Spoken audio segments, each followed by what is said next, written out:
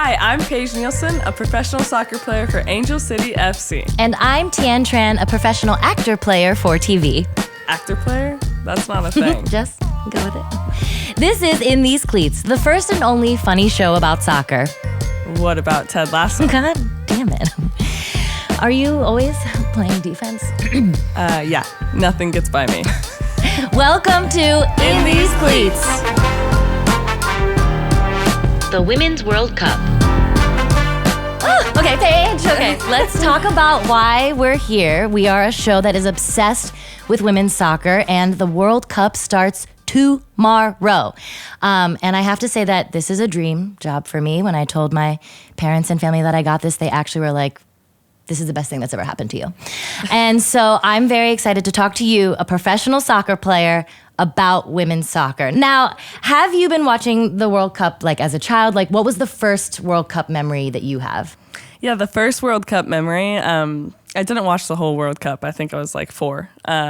It was when Brandi Chastain ripped off her shirt and slid after the World Cup after they won the final. And it was incredible to see. I was really young, and my nickname back in the day was Muscle Butt. Why was it muscle? I had a really muscular butt. And who gave that nickname to you? Actually, like, probably people that shouldn't have. Yeah, okay. I got a couple squeezes back in the day. Okay. I was kind of ashamed of it, but that point really made me excited to be the kind of athlete that I could be. I was involved in a bunch of different sports, and it really took off with women's soccer in the U.S. Yeah. Mia Hamm was a part of that team. Like, a bunch of legendary people were a part of that team. Yeah, Christine Lilly. Yeah. Michelle Akers, famously chronic fatigue syndrome, played like all the games. I remember the first World Cup that I watched was that Brandi Chastain one, and I had watched all the games with my family. And the final game, we had to go to my cousin's stupid wedding. And we were in the parking lot as my parents had just parked the car, and we were in the parking lot as the penalty shootout was happening. And we walked up to the attendant, and we were playing against China, as you know, and the parking attendant was like, hey, your team's about to go up. And he was like assuming that we were rooting for China, or a racist parking lot attendant. And I was like, no, absolutely not. I am a huge US women's fan. And they scored, and it was like such a cool thing to watch on a tiny little television in the parking lot of this random hotel. So you have like teammates that have been selected to go on to the Women's World Cup. Like, how does that affect your Angel City team, and like, how are you transitioning during this time? Yeah. Shout out to Alyssa Thompson and Julia Ertz yes, we for love the U.S. them. They've been incredible teammates. We have players like June Endo, also Allison Swaby, Allie Riley, who's obviously our captain for Angel City. It's a huge loss to us, but I think the beauty of this sport and only having 12 teams across the league, there's a lot of talented players that are still here, and it gives people opportunities to play, and it actually grows the league in the long term. Right. Having this break and having more people getting more experience during the games. We signed national team replacement players who deserve to be on a team but didn't really get a spot or an opportunity yet. Where do you find them? Where do you find them? How can I sign up? I did my research, and I asked one of our coaches because I didn't know. Okay. And she said there's an orchard of trees behind of our facility. Each tree is a different position, and then pick those when the players leave. Wow, sounds very scary and sci-fi. I'm into it.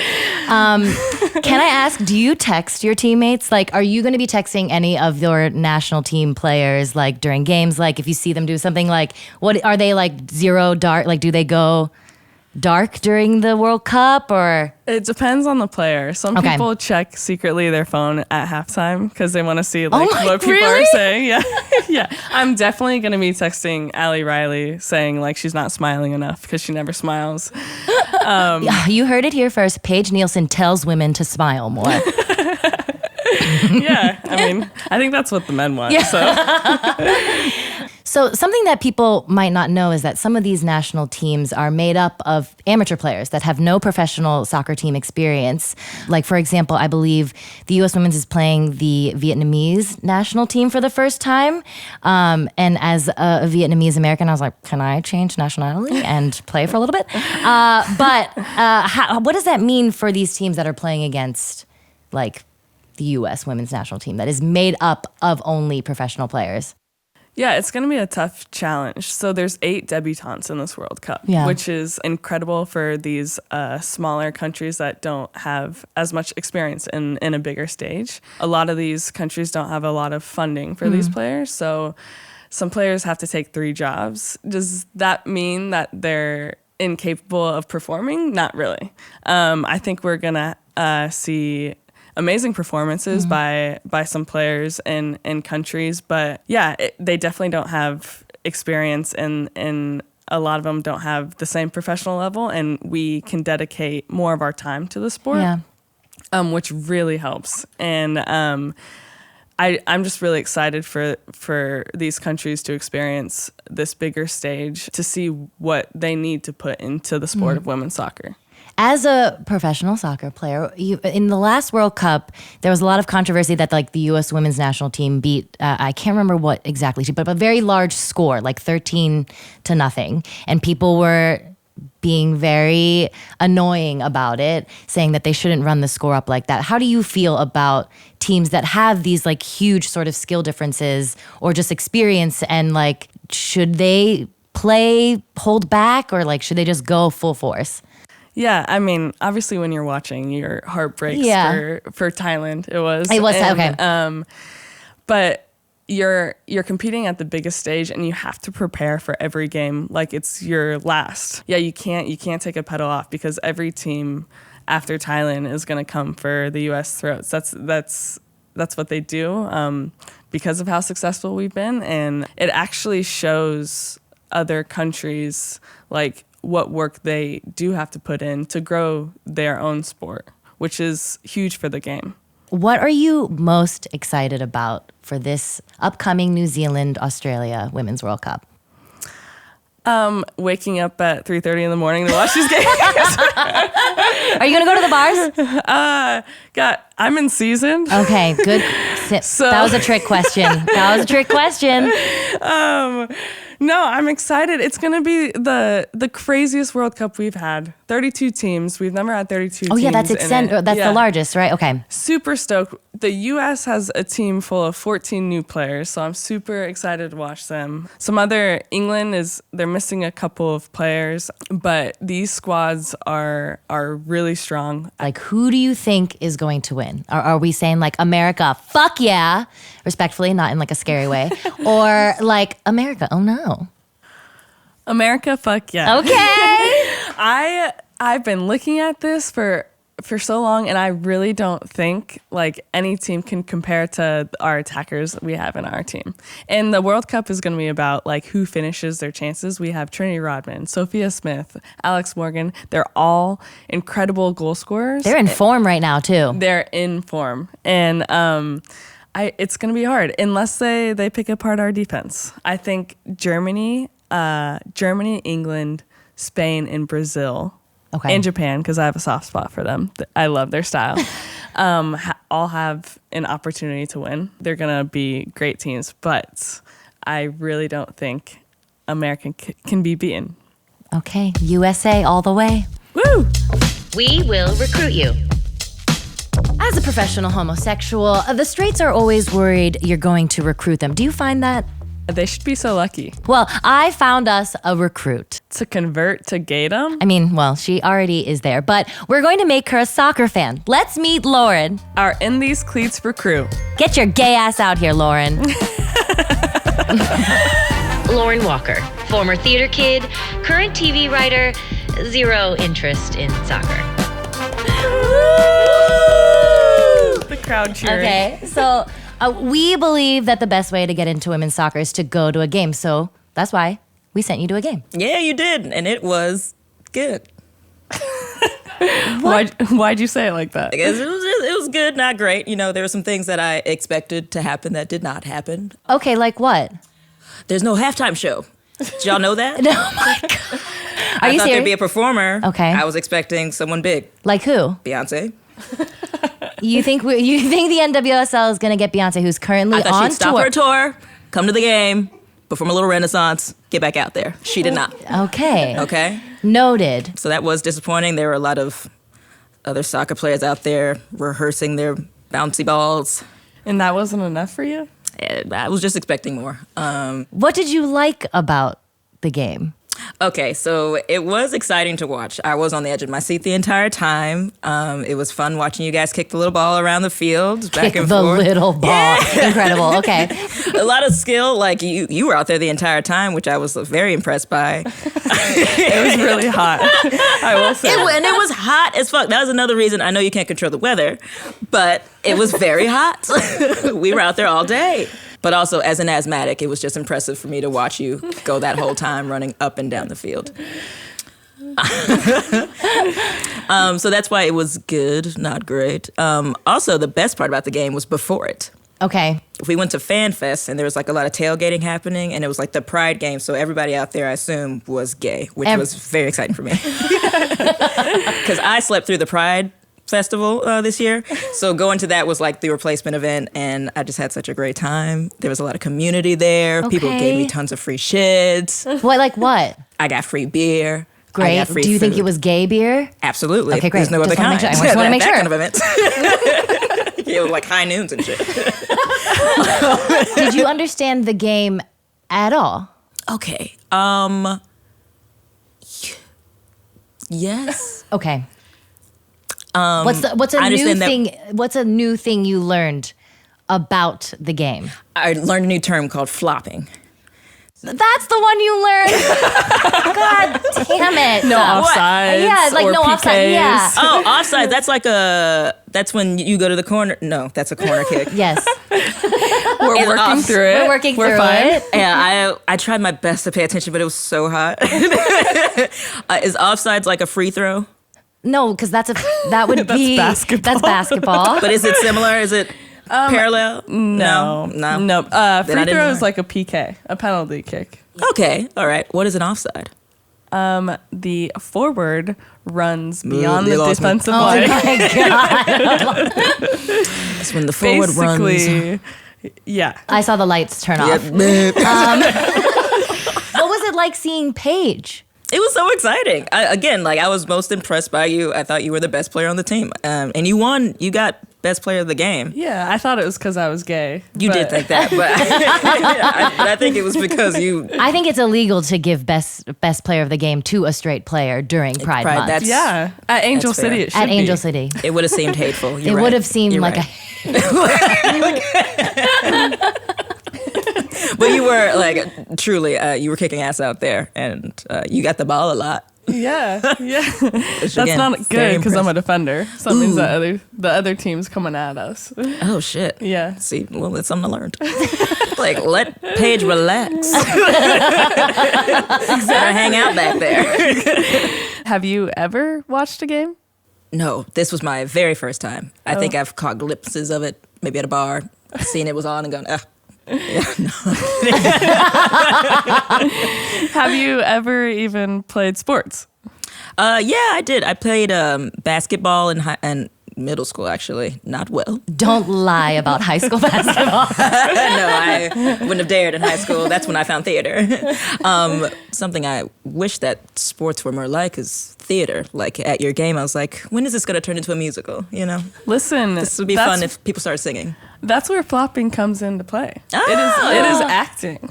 Oh, that's so Yeah. interesting. Yeah. Yeah, I mean, and I did enjoy those performances. Those girls deserve Oscars.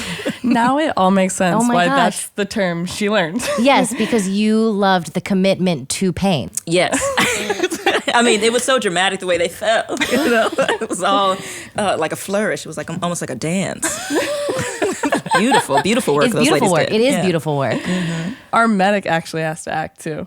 Really? Sometimes. Oh, really? Sometimes a player goes down because we have to tactically change things in a game, and The one player that can go down is our goalkeeper that doesn't have to get subbed out if she goes down. So if you see any keeper just go down and wave the ref like they're hurting, it's to make a tactical change. That is some hot tea right there. Professional intrigue.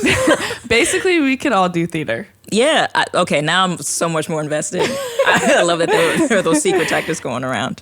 Ooh, I'm going to be on the I lookout for didn't that know too. that. Yeah. Sneaky. Sneaky. See, this is just a start to recruit you. Yep. Okay. I have a good feeling. Okay, so if on a scale from like, I don't like soccer to I'm a huge fan now, Ooh.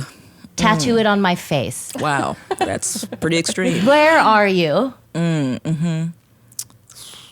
Based on the game alone Yes. or the entire experience? The game alone. Maybe the entire experience. Don't hurt my feelings. Yeah, Oh, well. I'm sitting right Okay, if I'm here. lying, 6. if I'm you're telling telling the the truth. truth. I'm at like a 3. Listen, one game and she went from 1 to a 3. I'll take it. I'll take it too. Yeah. We can work with that. We can I feel work like with there's 3. room to grow. You know, room to excite me. Bring a performer at halftime. Okay. All I don't we know need what is power you Beyonce. have over that. All we need is Beyonce. Would I'll you take take Doja Jay-Z? I will not take Jason. I'm sorry. What about Blue Ivy dancing for like 5 minutes? 100% yes. Okay, great. Well, a good thing we have all season to convert you because you're going to be annoying about it. But let's go see our ungrateful recruit at the ACFC soccer game. Hey everybody, I'm Lauren Walker from In These Cleats. I'm here at the Angel City Football Club game. This is my first one. We're about to have my cherry popped, y'all. I'm very excited. They call me a virgin out here, but I'm about to get this shit wet. Let's go. What do you love about this team? What I love is that it's such a diverse roster and overall company that they ensure that the community that comes to matches feels included. And today is a great example of like that inclusion. Everyone's here decked out in rainbows, Pride year. Like there's no question that like if you come to these games, you're safe and you're heard and you're seen. That everyone is amazing and you can show up by yourself and just strike a conversation with anyone. They're gonna love you and accept you from that very second because you're here. And when you're, I almost said when you hear your family, but That's Olive Garden. Yeah, it's like Olive Garden up in here. Hell yeah. exactly. Breadsticks for everyone. ACFC, we will adore, for you will sing forevermore. Amanda, you have an amazing shirt on. Thank you. It says the only thing that makes being American even remotely tolerable these days is the U.S. women's soccer team. That is quite the statement. Paige is her favorite player. Nobody was going harder in that stadium when she scored than Amanda for sure. Now, why do you love Paige? I love her. I've felt comfortable coming out because of Paige. So I've just kind of always been drawn to her. And I decided to come out here for the Pride game, but made it out for 2 games. So I was able to be there for that game, which was awesome. Kylie, tell us about that San Diego game. Oh, when Paige scored and MA scored, that was either God, Satan, or Carly Rae Jepsen intervening. I don't know who it was. Hey, what's up? I'm here with the president of ACFC, Julie. How are you? I'm excited. It's Pride Night. Angel City game. Woo, this is an amazing game. This is my first game ever. Can you give me some advice on what I should do as a first-time fan? Cheer really loud, support our players, have the best time. I'm with Claire Emsley. I'm a first-time fan. This is my first game ever. Oh, nice. Welcome. Yeah, thank you so much. Do you have any advice for me for my first time? Yeah, just drink a lot of water and you can shout as loud as you can. All right, let's head into the game and start shouting. Woo! Let's go, babe! Woo! Oh, let's go!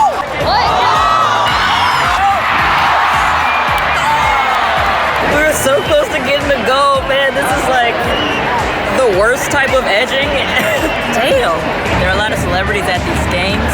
I was in the bathroom just now, and I thought I saw Evan Rachel Wood, but it turned out it was just a white woman. Jennifer Garner is here, star of Alias. This other team looked like a bunch of traffic cones. This color's ugly. Only good thing to ever come out of Houston was Beyonce. And she don't stay there.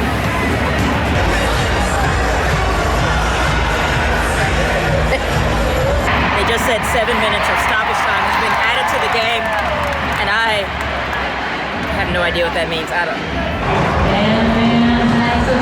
What's up?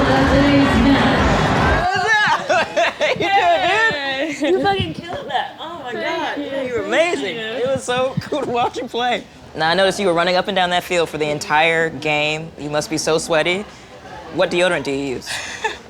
Honestly, the chemical one, Old Spice. Oh, really? Yeah, with a lot of chemicals, 'cause Yeah. it's the only thing that keeps me That fresh. works. Got and you. clean. Got you. And you don't smell at all. You smell nice. Thanks. Yeah. Do you feel good? I feel good. All right. I just want my team to win. I know. We all want your team to win. We're all Yeah. rooting for you. You Yeah. did an excellent job. The team did a great job. Thank you so much for talking to us. And go home. Go to sleep. All right. Yeah, I'm going. I need food Hey, first. Go get some food. and Otherwise, then I'm gonna pass out. Eat food in bed. God bless. Okay.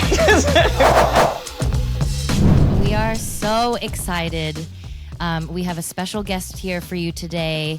She is the Washington Spirit goalkeeper and 2023 U.S. Women's National Team goalkeeper and a gem of a human, Aubrey Kingsbury. Aubrey, welcome to the show. And we're off. Aubrey, what up? Hey. How's your husband? Good. He's coming over here in August. How's Jen? Jen's good. So how is it, first of all, being in New Zealand? How are you feeling now that you're out there with the team? Like, how's training been? Obviously, it's been crazy watching a couple of the friendlies and what happened with the Ireland and Colombia game. So how's it been? We've been here about a week now, so I'd say it's getting more and more real every day, and just more exciting. Like, I was up last night watching Australia play France, and I'm like, oh, wow, this is going to be a great summer. I can't wait. I'll probably watch every game I can. So yeah, just really excited. Training is intense. It's very detailed. There's so many situations that we're going over. You know, what if we're down a player? What if we're up a goal, 5 minutes left? Like, so many things that could happen in the course of, you know, an NWSL season or like your career, but like we are not leaving anything uncovered. So very detail oriented, a lot of meetings to then review the training sessions. So it's pretty much like go time. Like, there's no more like, oh, we'll get it right next time. It's like, no, now is the time. We got to get this right. We got to get it down. We had a training match against the Philippines yesterday. So that was kind of our final tune-up. And our first game is next Saturday here, Friday in the U.S. Okay, let's backtrack a bit. Okay, so you are a Wake Forest Demon Deeks. Is that how you say it? Deacon? Yeah, go Deeks. Go Deeks. Ew, gross. Anyways, let's talk about your journey, because it's been the most incredible journey, and I've loved to follow it, and you're one of my biggest role models, even though we're peers or whatever. You had stints with Sky Blue. You had to go overseas because basically there's only 8 teams out of college, and it was really hard to break in as a goalkeeper, you know? Yeah, it's tough, and we've had a lot of conversations about how training is your day job, games are just a bonus, which is one of my favorite things you've ever told me. And you were under Ashlyn Harris for a little bit as second keeper at Orlando Pride, and she actually got injured, and that's when you could step into that role.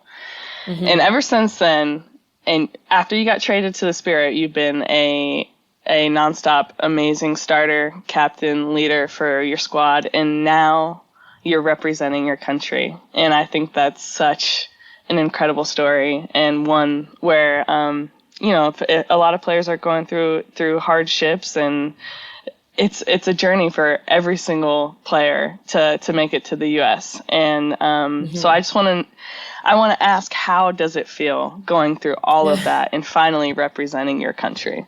Thanks. First off, like, when you kind of talk about it from the beginning, in a sense, like, it does feel extremely gratifying because, like you're saying, it was a long struggle. Like, I'm no overnight success, and really no one is. I think sometimes we can paint this picture of just like, oh, she's on the scene, she's great, but like behind the scenes, like, there's countless hours, days, years of effort being put in that, yeah, no one sees. They just want to think that, oh yeah, this is easy, anyone can do it if they dedicate a weekend to it. Yeah, very gratifying. I always knew, like, I had the capacity and the skill set, the tools to play on the national team. But it's just, you have to show that day in, day out in our domestic league to get an opportunity. And then once you get the opportunity, every training with the national team is like a tryout. Like, it doesn't get any easier. So it's then bringing that every day in this environment. And you just never know. Like, of course you can give your best and play well. And you can have some influence over coaches. But at the end of the day, like, making the roster is out of your control. You know how it is as a player. Like, some coaches just have their preferences for whatever reason that may be, whether it's age, height as a goalkeeper. Like, it could be completely out of your control. So I was hopeful that I would make the World Cup roster, but honestly, like, until I was told, like, you're on the squad, I just wasn't sure. But it was a massive, like, relief and extremely gratifying. And it's surreal that I'm here, honestly. As one of the debutantes, are you pulling any of the other newbies aside, first World Cup, being like, oh my God, Lord? Like, I feel like if I, do you have a little moment where you're like, yeah, the mascot's right over there? No, like, that is funny you asked. When we had our send-off game in California, I was standing next to Sofia Huerta and Savannah DeMello. And it was, so Savannah DeMello worked her way into this camp. So cool. Or into the roster. Yeah, by just balling out in the NWSL. Totally deserved. Massive, success for the league, for her. And then Sofia Huerta, she was once with the Mexican national team, switched to the U.S., played in Australia with me to get reps, basically, as an outside back, as she was an attacker transitioning to defender. It's like, we're across the world, like, where are we? So far from family for years, all to, like, pursue this dream. But anyways, we were standing next to each other in, like, the pregame huddle, and Soph is super sweet. She just put her, like, arm around me and Sab, and she's like, guys, like, look at this, like, look where we are, like, this is so cool. And I was just really grateful for that, because a lot of times as a pro athlete, as a competitor, it's always like, you hit a mark, you reach your goal, and then it's immediately what's next. And you can kind of, like, get stuck in that, like, never ending cycle, right? Because there's always someone better than you. There's always a new goal to be achieved. But if you don't, like, smell the roses or just celebrate the successes along the way, it can get, like, really exhausting. So, I'm definitely excited to be here. I'm going to smile every time, the national anthem's played before the game gets going, and be like, I made it. Let's soak this all in. But at the same time, like, I'm here to do a job. You have a twin and you're both goalkeepers. How did your parents handle the emotional, like, masochism of being the parents of two goalkeepers? Great question. And I always, I feel like it's almost like Bledsoe, that's my maiden name, like mythology as to how it all began, right? Because a lot of people will ask us, and they're like, what's in the water at the Bledsoe house? But we're all very athletic. Like, my parents are runners. My mom still runs marathons. And they expose us to everything, like, music, dance. Hated dance, but did it. Softball, track, like, basketball and soccer. So I think, like, basketball was more my true love, but I was just better at soccer. And I wouldn't really say it's cool to be a goalkeeper. Maybe in, like, modern day, it's getting better. But back in the day, like, no one wants to be the goalkeeper, right? Like, it's just, oh, you're tall, go take a turn. Or, like, oh, you haven't played in a while, go take a turn. Like, everyone just has to go, right? Yes. Like, it's like time out, go pay your time. So I did, and I was, like, half decent at it because I was pretty athletic, had played basketball and other, like, hand-eye sports. And same for my sister. So, then we started having to take double time. They wouldn't rotate us out as quick because everyone wants to score, right? Like, if you're saying that, you're lying. So of course, like, I grew up watching Mia Hamm, like, wanted to be number 9, wanted to score, but was stuck in the back being a goalkeeper, where it's boring. You just pick daisies. No one passed back to you, like that's a new concept. Yeah, like you just start off in your own world. So anyway, then say like 13, 14, that's when people start to like specialize and you don't sub as much. You kind of like stick with your position. And I want to say I kind of realized like, all right, like my best chance is as a goalkeeper. But my sister like really wasn't as sold as I was. And my parents, I guess, could realize, you want to go to a good school. Like this is probably your best bet. So this is true story. I kid you not. My twin sister, Amber, was persuaded to be a full-time goalkeeper by one Dairy Queen Blizzard. That's all it took. And I was like, I'll get you DQ after this game if you play goalkeeper. Oh my God. And she's like, I'm in. Oh my gosh. So that one, $3 Blizzard ends up getting her a scholarship to Brown University. Okay, that is the best like Blizzard investment I've ever heard in my right? The returns are astronomical. I mean, incredible. I don't think there's a better investment story I've ever heard in my entire life. Well, most parents nowadays, you got to do all these camps and everything. But no, back in the day, all you needed was ice cream for the Bledsoe kid. You know how okay, on all the teams that I've played for, the goalkeepers were always like a little odd. And Aubrey, I'm telling you, you are single-handedly changing that narrative for me. That's my life goal, the campaign I'm on. People don't realize, okay, we run a lot as field players, but when I look over, I see you guys going up and down, like literally, you do 5,000 burpees a day. That's what that's what I think. And burpees are the single worst exercise that someone can do, in my opinion. Yep. I think that's crazy. Yeah, that's true. Like when I've been injured, like sprints, cuts, suicides, nothing is the same as goalkeeper training. I literally have to do that to like go on the ground, pop back up, go on the ground, pop back up. Like to get that sort of like stimulus is like up and down, and the explosiveness you need. Like it's a different stimulus than running. Like what's the craziest way you've ever saved a ball? There's one that comes to mind against Lynn Williams, who's on the women's national team. It was probably like 2018. But so when I look back at my old clips, I'm like, wow, you are so out of position. Like I've made some really incredible like athletic saves, but it's basically because I'm making bad decisions.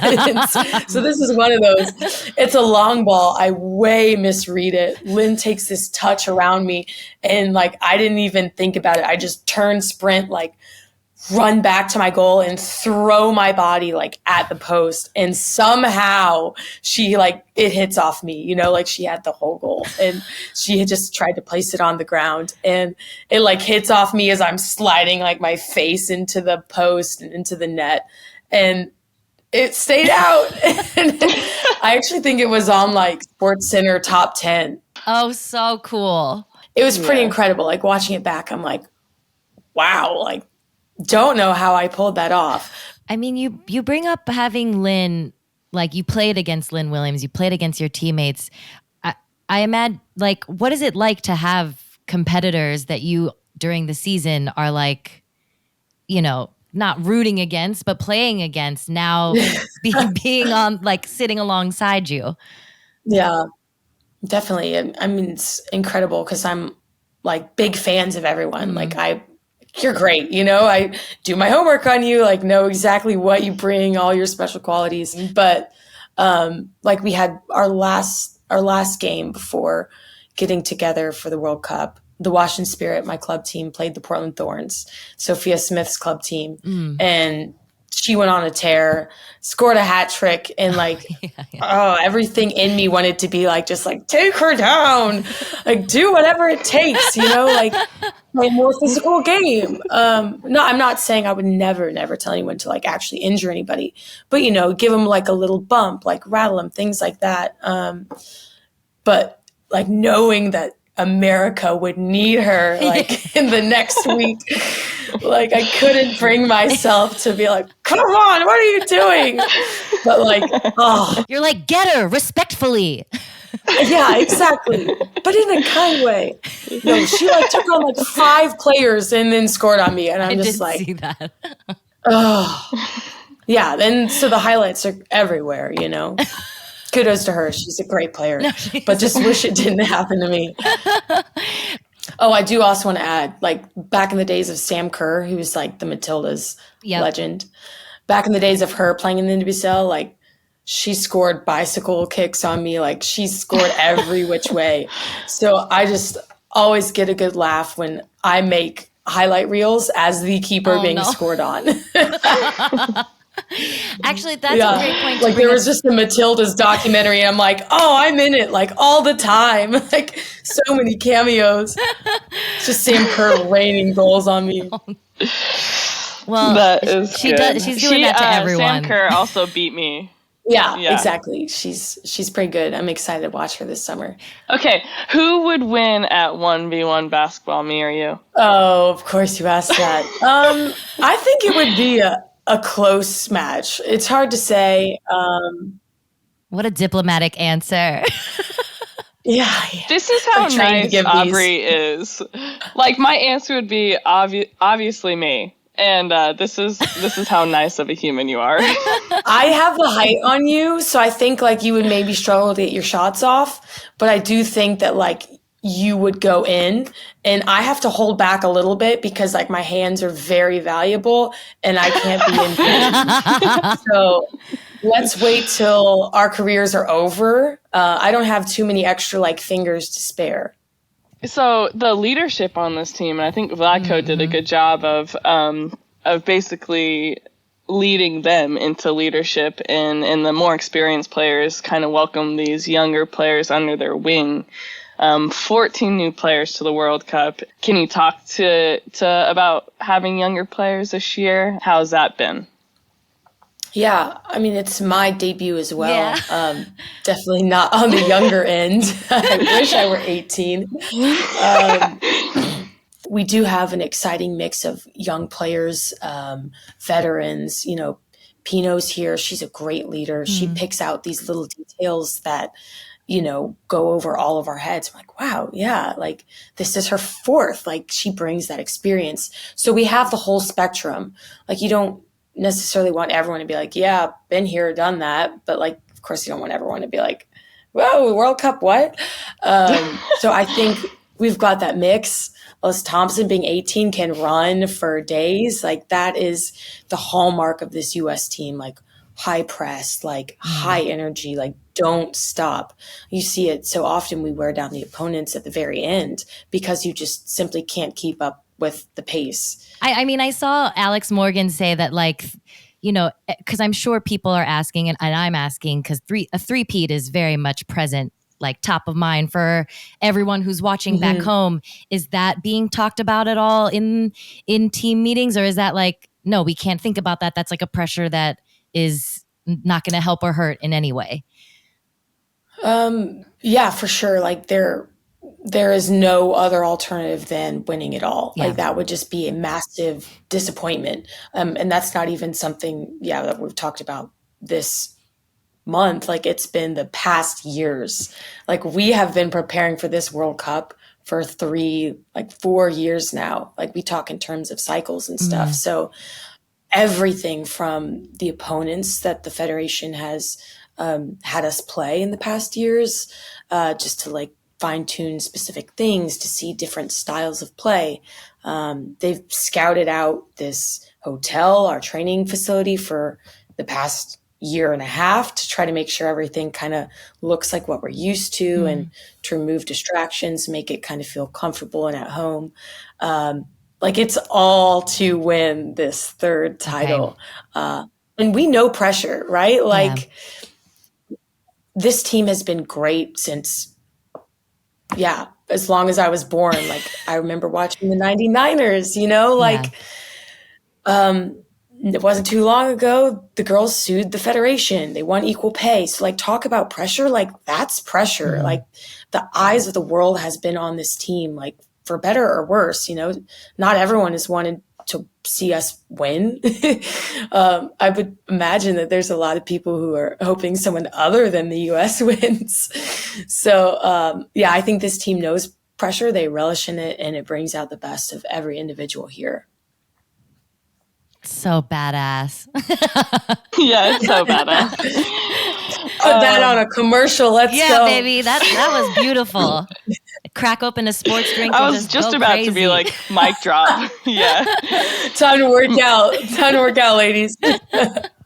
Thank you so much, Oz, for coming on. Obviously, loved having you on. You're a huge role model, not just to me, but for a lot of kids, a lot of adults, and a lot of people out there. So we love you. We appreciate your time, and really good luck for the rest of the tournament. Thanks, Paige. Yeah, I second that. Thank you so much for taking the time to talk to us. You're amazing. I'm so excited to root you and the rest of the team on. And you have a new fan for life. No, thank you, guys. It's been great to chat. Oh, that sound means we've reached our final segment. Stoppage time. Much like in a real game, every episode of the show ends with an arbitrary number of minutes to make up for the wasted time during the episode. Yes, but here the stoppage time goes to one person, and during that time they can talk about anything as long as it's not soccer related. For our stoppage time, I would like to talk about the Queer Ultimatum. Yes. Have you watched? Would I be a lesbian if I didn't watch? No, and we'd take your card back as a group. What did you watch it with your wife? So she was hesitant to watch it. Okay. Until I put it on, and she was in the back room somewhere and was like, "What did Tiff say?" And I was like, "You can just admit that you want to come watch it." She thought it was too gay to watch, but I think it's just gay enough. Yeah, all the talking, all the talking, drama. For people who don't know what the Queer Ultimatum, it's this sick show on Netflix where they bring in couples who have presented each other with an ultimatum, like either we get married. One person in the couple is like, either we get married or I'm breaking up with you. And so to solve their relationship, they bring them onto this show. And they break up and start dating other people. It's diabolical, honestly. And obviously they already need to work on their communication. Yes. If they have to go on a show to figure it out. I know. And some of the first couple episodes, I was like, okay, there's some really wild people on this show. And I think the best part about watching it is that it is such... I know people are like, lesbians talk too much. And then I watched this show and I was like, fuck, we talk too much. Like, it was... And here we are. And here we are. Talking too much about the show. Let's talk about your favorite character. Or who would you want to be? Who would I... Okay, wait. Okay, who would I want to be? I would want to be maybe Mal. Yeah. Mal seemed so cool, so measured. Also seems like she wasn't reading the room a little bit. Like being like, I love you no matter what, even though you're in love with two people. I'm gonna propose to you, even though you're telling me to my face you love someone else. Yeah. I want to be that delusional about love. Yeah. Mal's heart is so pure. I know. And how about you? I would also say Mal. Okay. She's super sweet and cute. But the most interesting was Lexi. Yes. I thought there was like something, I was a huge fan of her. I was like, yeah, she's setting her boundaries. She's exactly like my wife. And then there's like a dark, weird side to her at the end. There is a dark, weird side to her at the end. And did you notice that did you know that she has now dropped launched her new girlfriend? She launched. Yes, she in the water or no? Okay, that was Sorry, you're right. Because she would.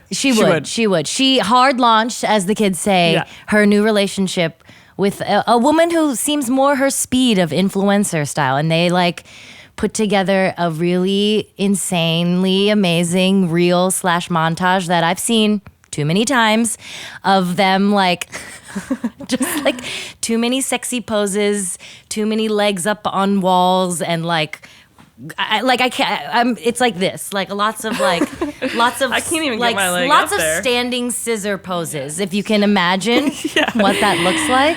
Yeah, I imagine that's what the people want, and so maybe they're giving them that.